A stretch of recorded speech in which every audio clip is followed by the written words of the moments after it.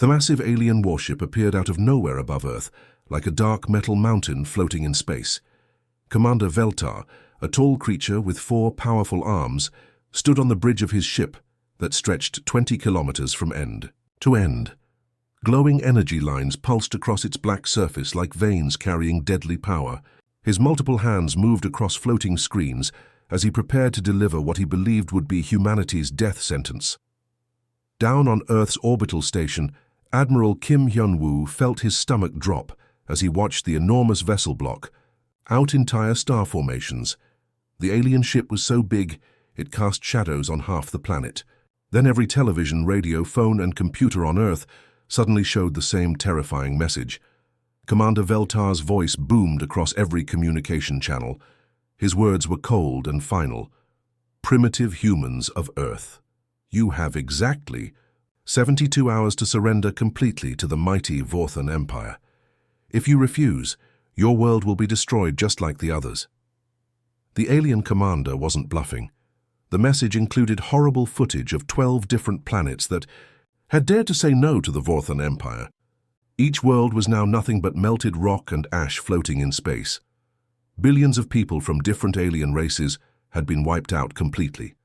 Their cities, their families, their entire civilizations turned to dust in minutes.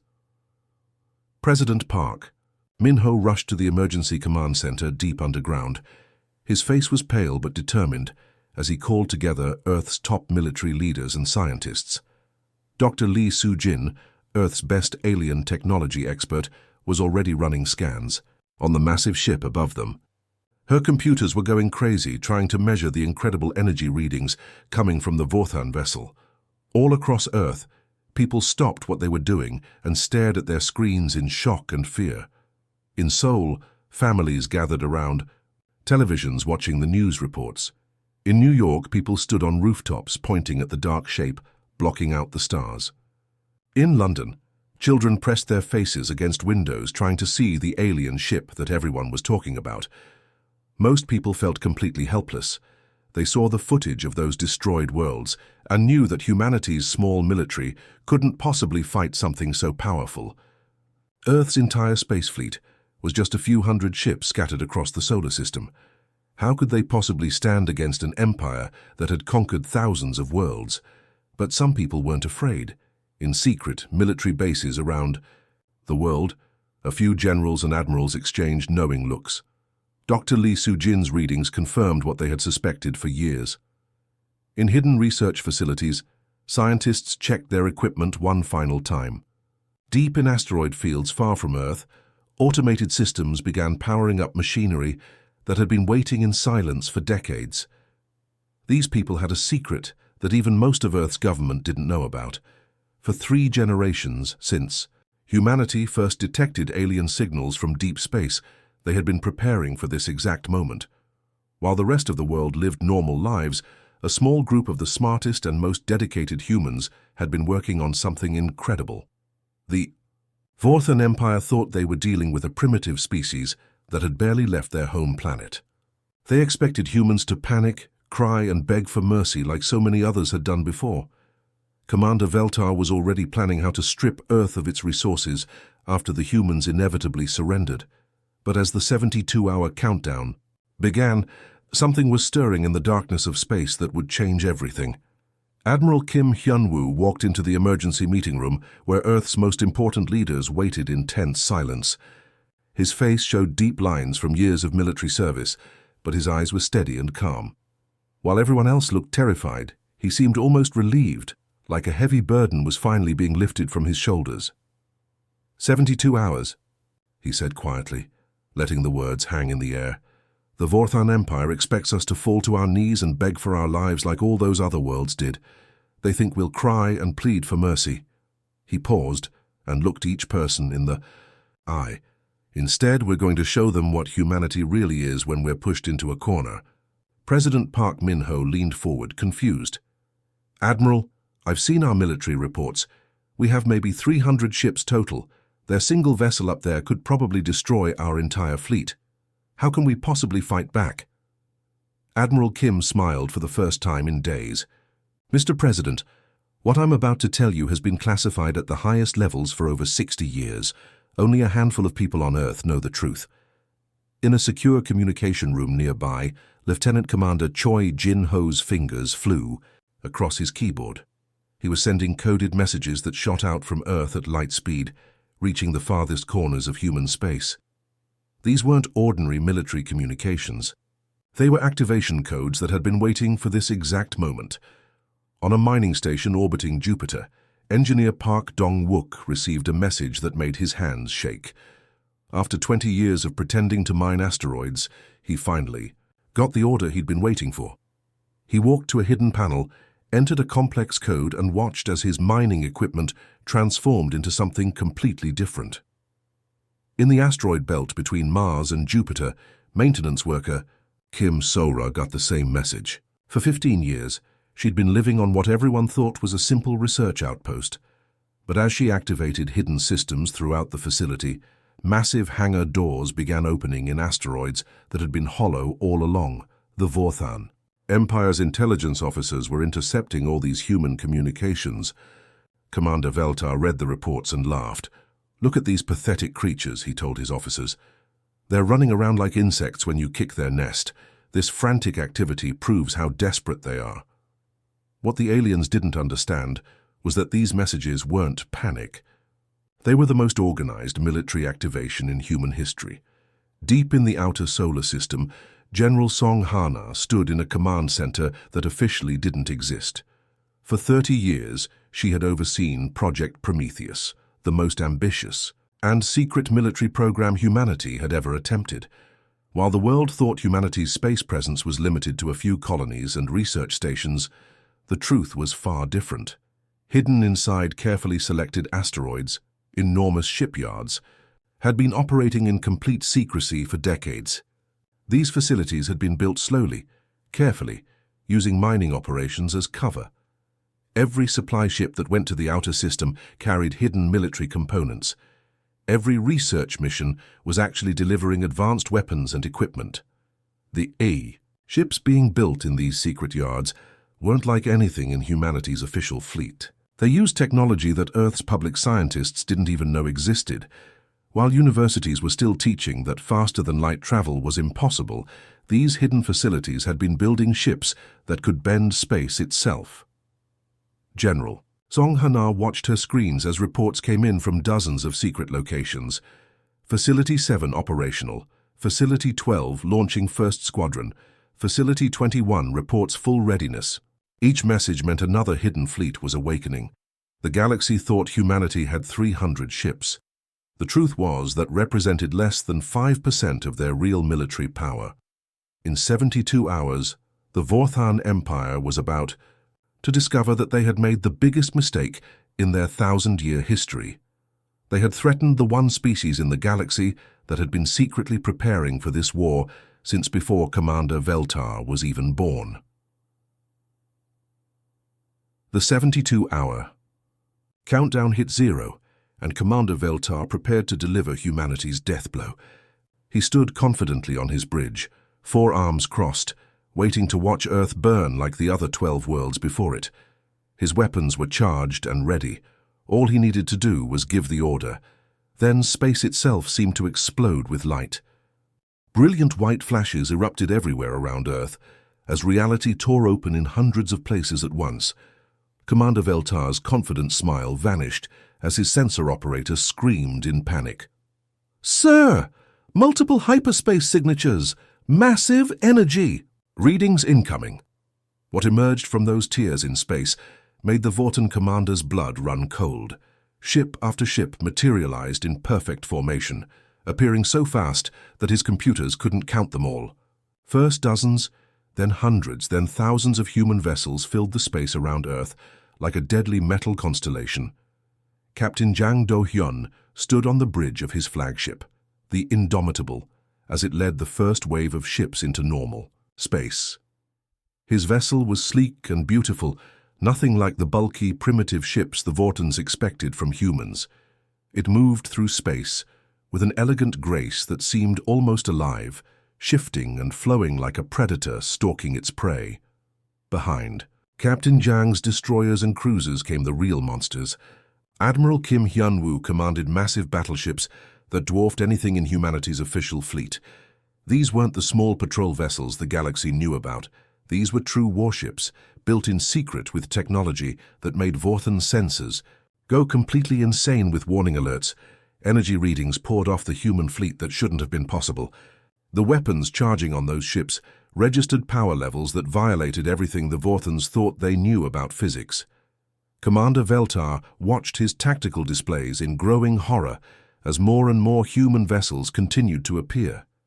Then, the carriers arrived, and things got even worse for the aliens. Captain Han So-young commanded a massive vessel that looked more like a floating city than a warship. As it settled into formation with the rest of the human fleet, launch bays across its hull began opening like the eyes of some gigantic beast. What came pouring out defied belief.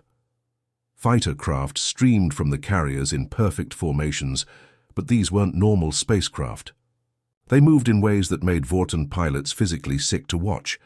The small human ships performed turns that should have turned their pilots into paste, accelerated at speeds that should have been impossible, and seemed to dance through space, as if gravity and momentum were just suggestions they could choose to ignore. Commander Veltar's bridge erupted in chaos as his officers tried to make sense of what they were seeing. "Sir, the human fighters are performing 17G turns without losing speed," one screamed. "That's impossible. Their pilots should be dead." Another officer's voice cracked with fear. "Commander, our computers can't track their movement patterns. They're not following any known laws of physics." The massive Vorthan dreadnought that had seemed so terrifying just moments before now looked small and clumsy compared to the elegant death surrounding it. Commander Veltar realized with growing dread that his ship, which had been the most feared predator in the star system, was now completely surrounded by something far more dangerous. The human fleet hung in space like a perfectly orchestrated symphony of destruction. Every ship was exactly where it needed to be, every weapon pointed in precisely the right direction, every formation calculated for maximum effectiveness. This wasn't the desperate last stand of a primitive species. This was the coordinated strike of a military force that had been planning this moment for generations. Commander Veltar's hands shook as he stared at the tactical display showing thousands of human vessels surrounding his single ship. The roles had completely reversed. He was no longer the hunter delivering an ultimatum to helpless prey. He had become the prey, trapped by predators who had been hiding their true nature all along. The galaxy was about to learn that humanity had been keeping the biggest secret in galactic history. Captain Jang Do-hyun didn't waste time with threats or dramatic speeches.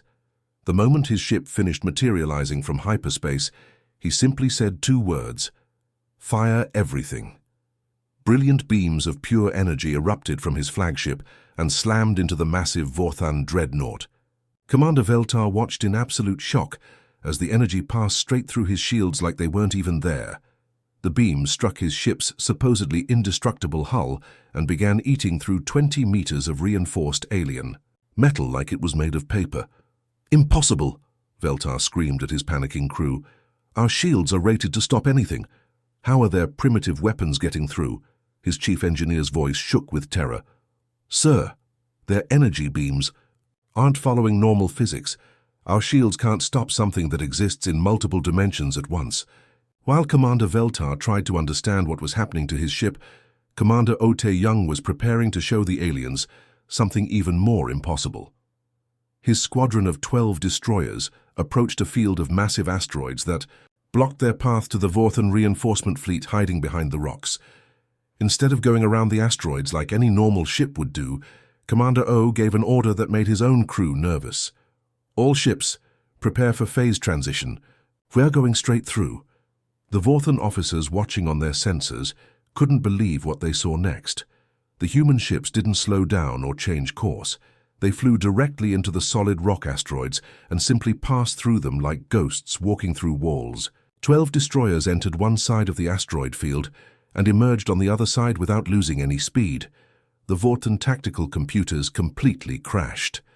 Error messages flashed across every screen as the alien technology tried to process. movement that violated everything they understood about how matter and energy worked. Ships couldn't pass through solid objects. It was impossible. Yet they had just watched it happen with their own eyes. Admiral Kim Hyun-woo stood calmly on his command bridge, watching the battle unfold exactly as humanity had planned it would. Decades of secret preparation were paying off perfectly. He turned to Lieutenant Park Ye-jin, who was coordinating the defensive systems across the entire human fleet. "Lieutenant Park, how are we handling their missile attack?" he asked casually, as if discussing the weather instead of a battle for Earth's survival. Lieutenant Park smiled as she watched her screens. "Sir, their missiles aren't even reaching. Our ships, our point defense systems are destroying them the moment they launch." What she didn't mention was how effortlessly the human defenses were working. Vorthan missiles that could destroy entire cities were being swatted out of space like annoying flies.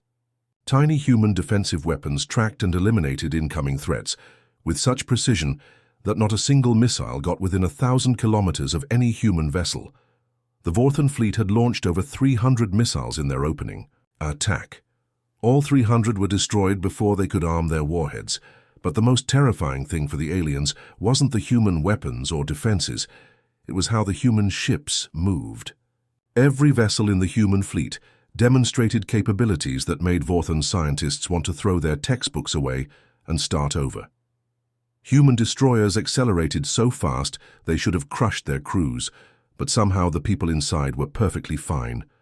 Human cruisers made turns so sharp that physics said they should tear themselves apart. But they emerged from each maneuver stronger than before. Human battleships moved through space as if they weighed nothing, dancing around Vorthan weapons. Fire with the grace of ballet dancers. Commander Veltar realized with growing horror that everything his empire knew about space combat was wrong. The humans weren't just more advanced than expected. They were operating with technology that seemed to rewrite the fundamental laws of the universe. His proud dreadnought, the terror of a dozen star systems, was being systematically torn apart by weapons that shouldn't exist, while trying to fight ships that moved in ways that violated reality itself. The battle had only lasted 5 minutes, and the mighty Vorthan Empire was already learning what it meant to be completely outclassed. "Commander." Veltar's voice cracked with pure terror as he screamed into his communication system. His once mighty dreadnought was falling apart around him, sparks flying from damaged control panels, while alarms blared throughout the ship. "This is Commander Veltar to Vorthan High Command. Emergency! Emergency!" The response came quickly from the Empire's capital world, thousands of light years away. "Commander, report your status. Have the humans surrendered?" Veltar's 4 hands shook as he gripped his communication console. "They're not primitive. Everything we thought about humans is wrong. They have technology that shouldn't exist. Their weapons pass through our shields like they're not even there. Request immediate reinforcements. Send everything we have." The voice from High Command turned cold and angry. "Commander, you're telling me that a single primitive world is defeating a Vorthan dreadnought? That's impossible. You must be exaggerating." "I'm sending you the battle recordings right now," Veltar shouted back. "Watch them yourself. These humans have been hiding their true capabilities for decades." Meanwhile, Admiral Carthul was already racing toward Earth with 3 complete battle fleets, over 200 of the Empire's most powerful warships. He had received Veltar's first distress call and assumed his subordinate was simply facing unexpected resistance from a desperate enemy. As he dropped out of hyperspace at the edge of Earth's solar system, he expected to find debris floating in space and Veltar's damaged ship limping away from a conquered world. Instead, what Admiral Carthul saw made his blood freeze in his veins. The space around Earth looked like a graveyard of Vorthan ships. Twisted metal and glowing wreckage drifted everywhere, the remains of what had once been the Empire's most feared dreadnought. But that wasn't the worst part.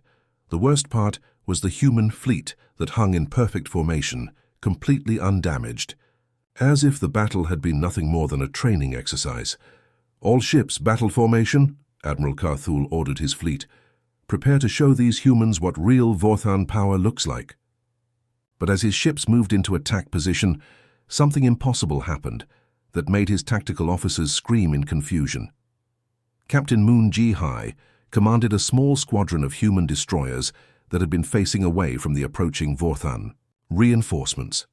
As Admiral Karthul's fleet prepared to attack, her 12 ships suddenly became 24 ships, then 36, then 48.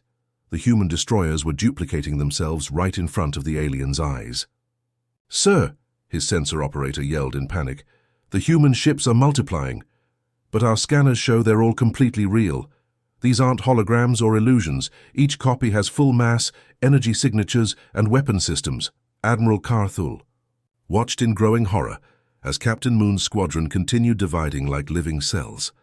Soon he was facing not 12 human destroyers, but over 100 identical vessels, each one as deadly as the original. But even that nightmare paled compared to what happened next. Major Yang Sung-ho and his marine units had been waiting patiently, in their transport ships, watching the Vorthan reinforcements arrive. As Admiral Karthul's flagship settled into battle formation, Major Yang gave his troops an order that would have been impossible for any other military force in the galaxy. "All units, begin boarding operations. Remember, phase through their hull armor, materialize inside their critical systems and disable their ships without killing the crew if possible." The Vorthan crew aboard Admiral Karthul's flagship suddenly found themselves facing human soldiers who walked through solid metal walls like they were made of air. Major Yang himself materialized directly on the alien bridge, his combat armor gleaming as he appeared between shocked Vorthan officers. "What sorcery is this?" Admiral Karthul demanded, reaching for his weapon. Major Yang held up a hand peacefully. "Not sorcery, Admiral. Just technology your empire isn't ready to understand yet. I suggest you order your ships to stand down before this gets any worse for you." All across the Vorthan fleet, the same scene was playing out. Human marines were appearing inside sealed command centers, engine rooms, and weapon control stations. They passed through armor that was designed to stop the most powerful weapons in the galaxy, yet somehow human soldiers could walk through it like morning mist. Admiral Karthul realized with crushing despair that everything the Vorthan Empire thought they knew about warfare technology and the universe itself had just become completely useless. They were facing an enemy that operated beyond the boundaries of reality, as they understood it. The mighty empire that had conquered 1,000 worlds was being effortlessly defeated by a species they had dismissed as primitive cave dwellers. Admiral Karthul was running out of options and losing his mind. His proud fleet was being systematically dismantled by humans who seemed to treat the laws of physics like suggestions they could ignore whenever they felt like it. His marines were reporting impossible things. Human soldiers walking through solid walls, ships that could multiply themselves, and weapons that passed through their strongest defenses like they were made of paper. In his desperation, Admiral Karthul made a decision that would haunt him for the rest of his life. He activated the Vorthan Empire's most terrifying weapons, the Planet Cracker missiles. These weren't ordinary weapons. Each Planet Cracker was designed to burrow deep into a world's core and detonate with enough force to literally shatter entire planets into asteroid fields. The Vorthan Empire had used them only 12 times in their history, always as final demonstrations of power when other species refused to surrender. The footage of those destroyed worlds had convinced countless civilizations to submit without a fight. "Launch all planet crackers," Admiral Karthul ordered, his voice heavy with the weight of genocide. "Target Earth directly. If we cannot conquer these humans, we will erase them from existence entirely." 12 massive missiles, each one the size of a small building, erupted from his flagship and roared toward Earth. These weapons had never failed. No defensive system in the galaxy could stop them once they were launched. They moved too fast, were too heavily armored, and carried too much destructive power. But as the planet crackers raced toward Earth, something incredible happened that made Admiral Karthul question his own sanity. Brilliant blue beams reached out from the human fleet and wrapped around each missile like gentle hands catching falling objects. The planet crackers, unstoppable weapons of mass destruction, simply stopped moving. They hung suspended in space, held perfectly still by human tractor beam technology that operated on principles the Vorthans had never seen before. Impossible. Admiral Carthul whispered. "Nothing can stop planet crackers once they're launched, nothing." But the humans weren't just stopping the weapons. They were carefully pulling them back toward their own ships, capturing each planet cracker completely intact. Within minutes, all 12 weapons that were supposed to destroy Earth were floating safely in human cargo bays. What happened next made the Vorthan admiral realize that humanity's technological superiority was beyond anything he could have imagined. Colonel Lim Hai-Wan led the best engineering teams in the human fleet, scientists and technicians who had been secretly developing impossible technologies for decades. As soon as the planet crackers were secured in human ships, her teams went to work with an efficiency that bordered on magical. "Colonel," one of her engineers reported just 2 hours later, "we've completely reverse-engineered the planet cracker." Design. But that's not the interesting part. Colonel Lim raised an eyebrow. "What's the interesting part?" "We've figured out how to make them about 1,000 times more powerful, and we can control the destruction precisely. We could crack a planet, then put it back together perfectly if we wanted to." To prove humanity's new capabilities, Captain Shin Mina volunteered to demonstrate what human engineering could accomplish. Her ship approached a small, lifeless moon that orbited near Earth. What she did next sent shockwaves across every Vorthan communication channel in the galaxy. With casual precision, Captain Shin fired one of the improved human planet crackers at the moon. The weapon struck the rocky surface, and the entire moon simply disintegrated into billions of perfectly organized pieces. But before the Vorthan observers could even process what they had seen, something even more impossible happened. The billions of pieces of moon began moving back together, guided by forces the aliens couldn't understand. Atom by atom, molecule by molecule, the moon rebuilt itself in perfect detail. Within 10 minutes, it hung in space exactly as it had before, completely restored down to the smallest crater and rock formation. Captain Shin's voice came over open communication channels, casual and friendly, as if she had just demonstrated how to make coffee instead of casually destroying and recreating a celestial body. "Just wanted to show you folks what we can do now. Thanks for the weapon designs. We improved them a bit." The message that reached Vorthan High Command was clear and terrifying. Anything their 1,000-year empire could create, humanity could not only duplicate, but improve beyond recognition in a matter of hours. The humans weren't just more advanced than expected. They were operating with technology that seemed to mock the fundamental laws of reality itself.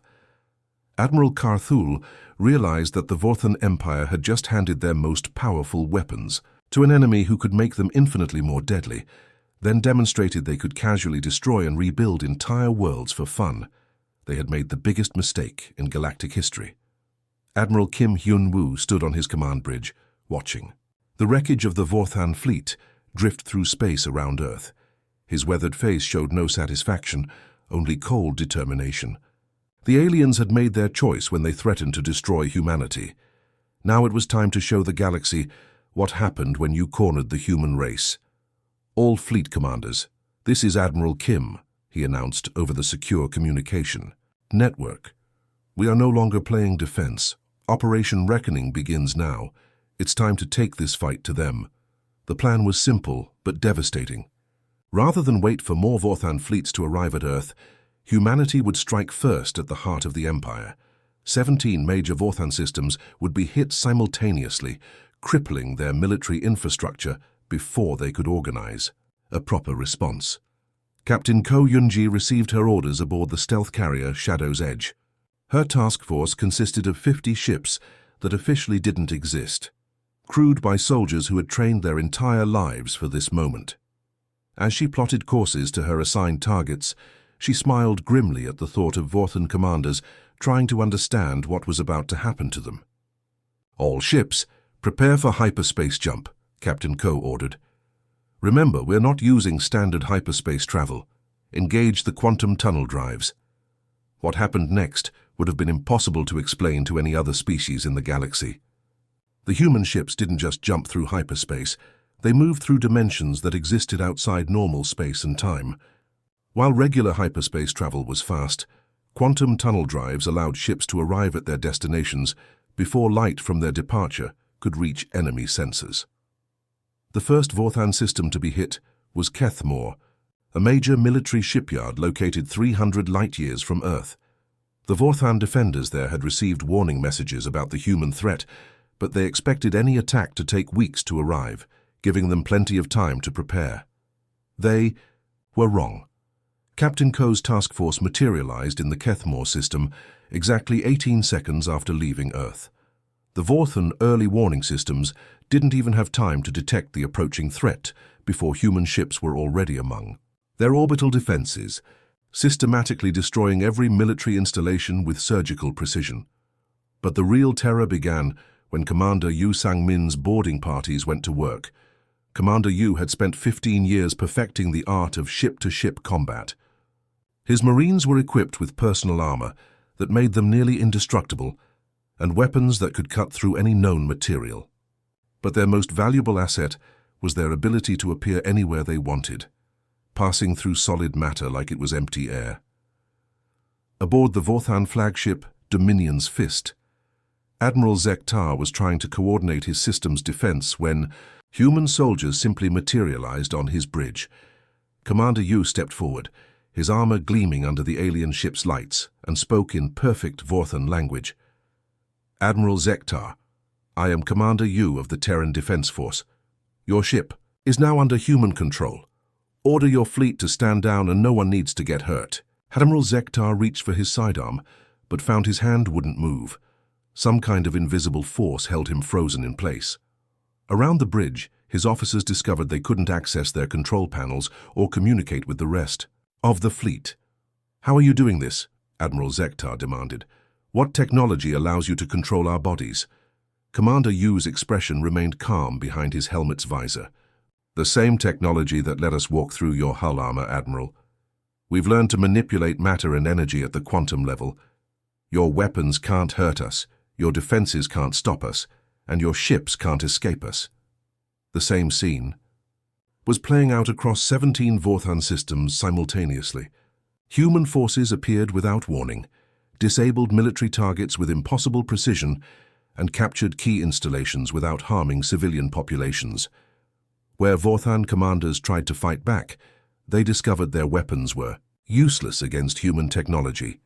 The most shocking part for the Vorthan Empire was how selective the human attacks were. Military bases were destroyed, but nearby cities were left completely untouched. Warships were captured or disabled, but merchant vessels and civilian transports were allowed to go about their business. Even Vorthan military personnel were treated well once they surrendered, given medical care and comfortable quarters. This wasn't the behavior of a primitive species seeking revenge. This was the calculated strategy of a civilization that had been studying Vorthan tactics for decades, learning their weaknesses, and preparing for the day when they would need to demonstrate superior force. Admiral Zektar realized with growing horror that the humans had been holding back during the battle at Earth. The devastating display of power that had crushed 2 Vorthan fleets was apparently just a small sample of what humanity could really do when they decided to go on the offensive. The hunters had become the hunted, and the ancient Vorthan Empire was learning what it felt like to be completely outmatched by a superior force. The Vorthan Empire had ruled the galaxy for 1,000 years, crushing anyone who dared to resist their iron fist. Their massive fleets had conquered hundreds of worlds, enslaved entire species, and built monuments to their power that stretched across star systems. But in just 3 weeks, everything they had built came crashing down like a house of cards in a hurricane. It started with the Battle of Zerion, where a Vorthan fortress world that had never been conquered suddenly found itself facing a human fleet that appeared out of nowhere. The planet's defenders watched in shock as their impenetrable orbital defenses were dismantled in minutes by weapons that seemed to ignore the laws of physics entirely. But what happened next surprised everyone, including the humans themselves. As Admiral Kim's forces secured the Zerion system, something unexpected occurred. The Kalathi, a bird-like species that had been forced to serve the Vorthans for over 2 centuries, sent a secret message to the human fleet. Their leader, a proud warrior named Threshka, made a desperate plea. "Humans of Earth," the message began, We have watched your impossible victory over our Vorthan masters. We beg you, free us from their tyranny. We will serve you faithfully if you will break the chains that have bound our people for generations." Admiral Kim read the message and felt a mixture of sadness and determination. "Captain Nam Yu-jin," he called to his diplomatic officer, "I think we need to have a conversation with these Kalathi. But first, let's make sure they understand what humanity really stands for." Captain Nam Yu-jin had spent years studying alien cultures and languages, preparing for the day when humanity would need to interact with other species as equals rather than conquerors. She opened a communication channel to the Kalathi leadership and spoke in their own musical language. "Leader Threshka, I am Captain Nam of the Human Diplomatic Corps. We did not come to replace your Vorthan masters with human ones. We came to offer you something your people haven't had in centuries: freedom." The response came back immediately, filled with disbelief. "Freedom? You mean we can rule ourselves again?" "Not just rule yourselves," Captain Nam replied warmly. "We're offering you membership in the Terran Alliance as full equals. Your people will have the same voice in our council as humanity does. No species will ever again bow to another." Word of humanity's offer spread through the galaxy like wildfire. Species after species that had been ground under Vorthan boot heels for centuries suddenly realized they had a choice. They could continue serving an empire that treated them like slaves, or they could join a human alliance that offered them dignity, freedom, and protection. The defections began slowly, then became an avalanche. The Zephyrians abandoned their Vorthan overlords after seeing human ships phase through solid matter. The crystalline collective switched sides when they witnessed human technology that could manipulate matter at the atomic level. Even the proud warrior clans of Malthius, who had fought beside the Vorthans for 500 years, chose to join humanity after seeing the impossible precision of human military operations. But not everyone was willing to accept the new reality. A group of die-hard Vorthan loyalists, led by Grand Admiral Morthak, gathered the remnants of the Imperial fleet for one final desperate assault on Earth. They believed that if they could destroy humanity's home world, the rest of the galaxy would fall back in line. Grand Admiral Morthak commanded over 800 warships, the largest Vorthan fleet assembled in over a century. As his armada approached the solar system, he broadcast a message to his troops: "Today we crush these upstart humans and restore the natural order of the galaxy." But Admiral Kim had been expecting this final confrontation.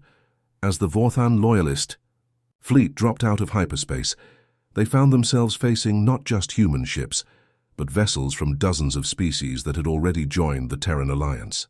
The Kalathi flew alongside human destroyers. Zephyrian cruisers moved in formation with Terran battleships. The crystalline collective's living ships pulsed with energy next to human carriers. Grand Admiral Morthak stared at his tactical display in growing horror. He wasn't just facing humanity anymore. He was facing a united galaxy that had chosen freedom over tyranny. The battle was over before it really began.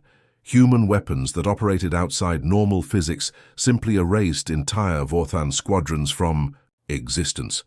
Ships that had terrorized the galaxy for centuries vanished without a trace, leaving no debris, no energy signatures, nothing at all to show they had ever existed. When the smoke cleared, the 1,000-year Vorthan Empire was finally completely dead. In its place stood something the galaxy had never seen before: an alliance of equals, protected by humanity's impossible technology and guided by principles of freedom and cooperation. The age of galactic tyranny had ended, and the age of unity had begun. 6 months had passed since Commander Veltar had stood proudly on his bridge, demanding Earth's surrender with the arrogance of a 1,000-year empire behind him. Now he knelt in energy restraints before the United Earth Assembly, his 4 arms shackled, his proud uniform replaced with simple prison clothes. The irony wasn't lost on anyone in the vast assembly hall. Representatives from over 100 worlds filled the chamber, species that had been enslaved, oppressed, or terrorized by the Vorthan Empire. Kalathi delegates perched on specially designed seats, their colorful feathers gleaming under the lights. Crystalline beings from the collective sat in environments that maintained their unique life support needs. Former Vorthan slave species, looked down at their former oppressor with a mixture of satisfaction and disbelief. Commander Veltar's voice shook as he spoke, his earlier arrogance completely gone. I beg for mercy from this assembly. I know my empire showed no mercy to others, but I ask for what we never gave. Please, spare my life and the lives of my surviving crews." President Park Min-ho, now serving as Earth's representative to the galactic community, looked down at the fallen alien commander. "Commander Veltar, you threatened to destroy our world and every person on it. Your empire wiped out 12 civilizations completely. Why should we show you the mercy you never showed others?" Veltar's head dropped in shame. Because you are better than we were. Your species has shown kindness even to your enemies. I have seen how you treat Vorthan prisoners, with dignity we never afforded our captives. At the center of the assembly, Admiral Kim Hyun-woo rose to address the galactic community. In the month since Earth's victory, he had been given the title of Supreme Fleet Commander, making him the military leader of the growing Terran Federation. But the words he spoke now weren't those of a conqueror claiming victory. "Representatives of the free galaxy," Admiral Kim began, his voice carrying to every corner of the vast chamber. "6 months ago, the Vorthan Empire demanded our surrender. They expected us to bow down and accept slavery like so many others before us, but humanity had a different response." He paused, looking out at the assembled delegates from dozens of species. "We didn't fight to become the new masters of the galaxy. We fought to ensure that no one would ever again hold absolute power over others. We are not conquerors seeking dominion over you. We are gardeners, helping those who show promise to grow and flourish, while pruning away those who spread only suffering and oppression." The chamber erupted in applause from representatives who had lived their entire lives under Vorthan rule. Species that had been slaves for centuries were now free citizens of an alliance that treated them as equals. Captain Nam Yu-jin, now serving as Earth's chief diplomatic officer, stood to address the practical matters of governing such a diverse coalition. "The Terran Federation will have its capital here on Earth, but every member species will have equal representation in our council. No single world, not even Earth, will make decisions for the others." She gestured to the magnificent chamber around them, which had been built to accommodate the biological needs of dozens of different species. "This assembly hall represents our commitment to equality. Every species can participate comfortably in our democracy." But the most important revelation came when Admiral Kim revealed humanity's true purpose in the galaxy. For generations, humans had been secretly preparing for this moment, not out of a desire for conquest, but from a sense of responsibility that had grown from their first glimpse of the stars. Since the day our ancestors first looked up at the night sky and wondered what waited among those distant lights, humanity has felt a calling, Admiral Kim explained. "We sensed that someday we would need to take responsibility for protecting and guiding galactic civilization. Everything we did, our secret shipyards, our advanced technology, our careful study of other species, was preparation for becoming the galaxy's guardians." The transformation was complete. Earth, once threatened with destruction, had become the center of a new kind of galactic government. The Terran Federation stretched across hundreds of star systems, but unlike the old Vorthan Empire, it was built on principles of cooperation, equality, and mutual protection. Commander Veltar, still kneeling in his restraints, finally understood what had happened. The galaxy hadn't just gained new rulers, it had gained protectors who would ensure that the dark age of galactic tyranny would never return. Humanity had accepted the responsibility of shepherding the stars, and the galaxy was finally free to grow and flourish under their protection.